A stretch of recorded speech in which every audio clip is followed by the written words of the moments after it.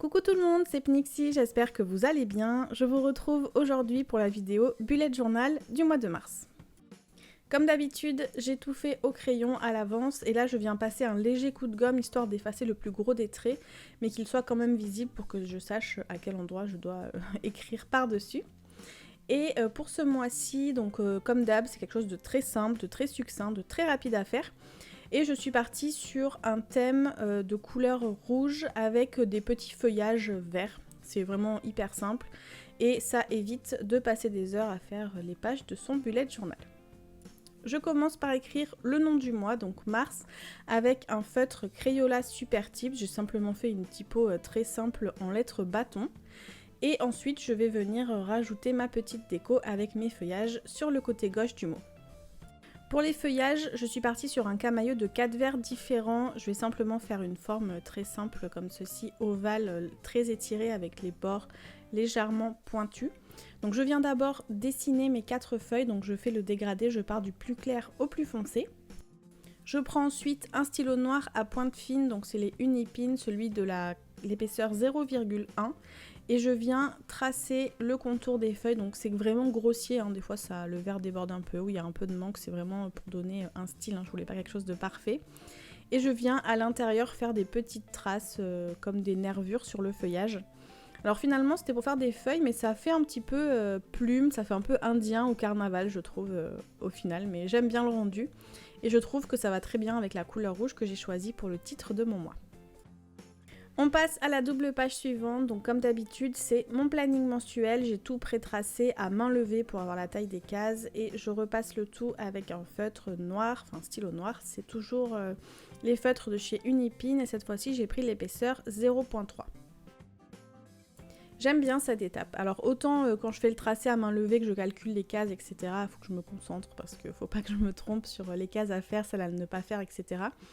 Autant là j'adore repasser avec le stylo et voir les cases se former une à une et voir mon planning mensuel prendre forme, je sais pas, j'aime beaucoup ce moment-là.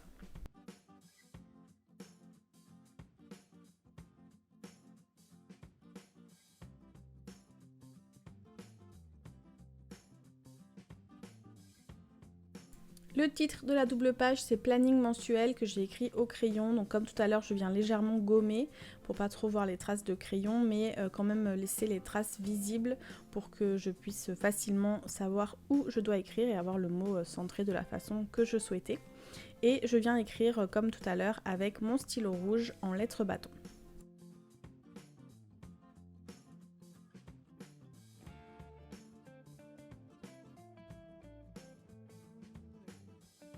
Je note ensuite les numéros des jours à l'intérieur des cases, donc pour ça je viens prendre la couleur la plus claire, il s'agit de ce vert, et je viens noter les chiffres en gros. Et ensuite je viendrai écrire dans la case par-dessus le chiffre ce que j'ai à faire, mes rendez-vous, etc. etc. Je vais refaire ma petite déco avec les feuilles, mais vu que cette fois-ci j'ai déjà beaucoup utilisé le vert clair, il est assez présent avec tous les chiffres qui sont dans les cases, je ne vais utiliser que les 3 autres couleurs, puis de toute façon j'avais pas la place non plus de mettre trop de feuilles à côté de mon mot vu que c'était assez petit en hauteur.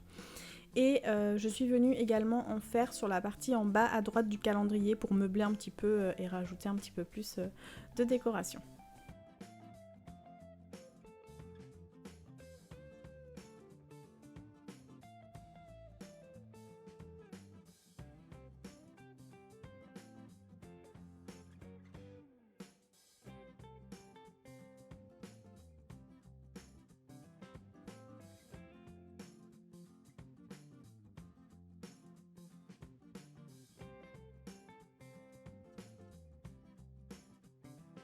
Sur la double page suivante, j'ai 2 parties, donc la page de gauche qui sera consacrée aux notes que j'ai à prendre, enfin c'est souvent je sais pas si on me conseille de lire un livre ou de regarder une série ou si j'ai quelque chose à noter, une info, quoi que ce soit, je me dédie une page à ça. Il y a des mois où ça me sert très peu, voire pas du tout, et il y a des mois où je m'en sers beaucoup, donc en fait je la fais à chaque fois. Je préfère l'avoir et pas m'en servir que ne pas l'avoir et en avoir besoin.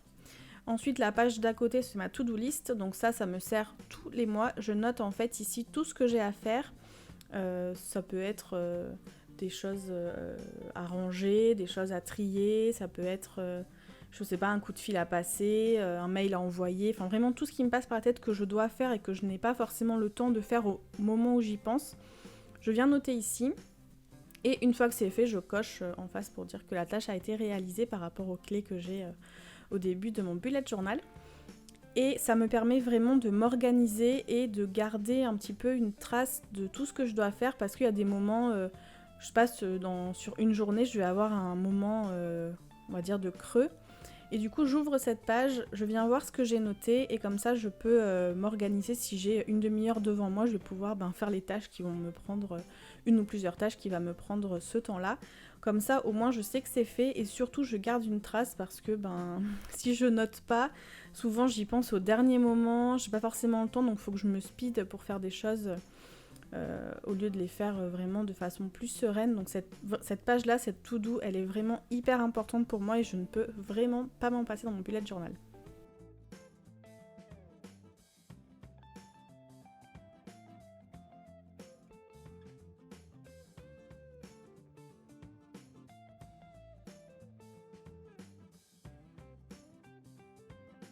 Ce mois-ci, j'ai rajouté une page, je la faisais régulièrement, enfin tous les mois même, l'an dernier dans mon bullet journal. Et là, cette année, je ne l'ai pas fait ni en janvier ni en février et je me suis rendu compte que ça m'avait manqué sur le mois de février.